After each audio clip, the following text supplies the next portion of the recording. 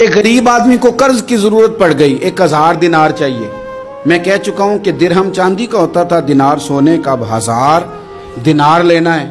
تو جس بندے سے اس نے کہا، اگرچہ وہ نیک بندہ تھا، اس نے کہا یار 1000 دینار دے دو، تو کہنے لگا کوئی گواہ ہے تیرے پاس؟ وہ کہنے لگا غریبوں کا گواہ کون ہوتا ہے؟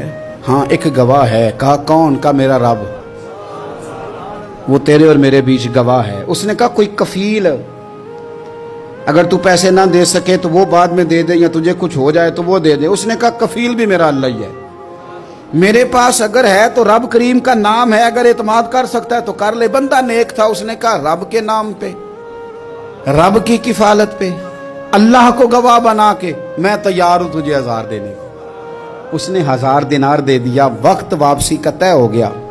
وہ چلا گیا پیسے لے کے۔ اس نے پوری محنت کی کہ میں نے وقت پہ پیسے لوٹانے، پوری محنت بھی کر لی، اللہ نے مدد بھی کر دی، پیسے بھی اس تاریخ کو اسے مل گئے۔ بعض لوگوں کا تو لوٹانے کا دل ہی نہیں نہ ہوتا۔ فرمایا حدیث پاک میں کہ تو لوٹانے کا ارادہ کر، رب تیری مدد بھی فرمائے گا۔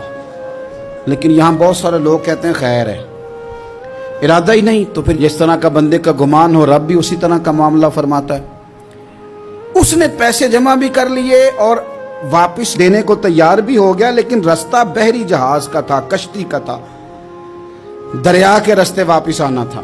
اب وہ جب آ گیا دریا کے کنارے تو بڑی کوشش کی، پر وہاں اسے کوئی کشتی نہیں ملی۔ وقت پہ پیسے لوٹانے ہیں، سفر کرنا ہے، اب سواری میسر نہیں ہے۔ سوچ سوچ کے پریشان تھا کہ میں نے تو اللہ کے نام پہ لیے۔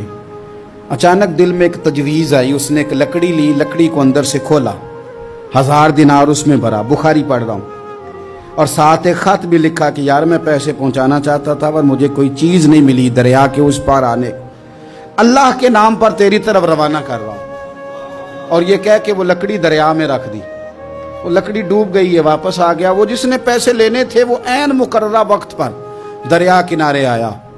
صبح سے سر شام تک اس نے انتظار کیا، دل ڈھلنے لگا تو دل میں خیال آ گیا کہ یار نہیں، اس نے دینے ہی نہیں، جھوٹا وعدہ کر گیا، پہنچا ہی نہیں وقت پہ۔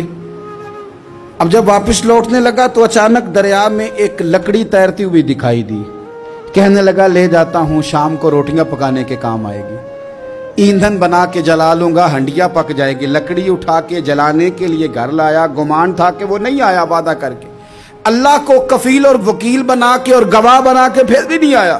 لکڑی لے کے گھر گیا، بخاری ہے، اور جب اس کو چیرا نہ کہ میں اس کی آگ جلاؤں گا، کھولا تو اندر سے 1000 دینار بھی نکل آیا، خط بھی نکل آیا۔ اب ذرا سمجھنا، اس کے دل میں بات کس نے ڈالی کہ تو لکڑی میں پیسے ڈال دے؟ اللہ نے۔ اس بندے کو مقررہ وقت پہ کنارے بھیجا کس نے؟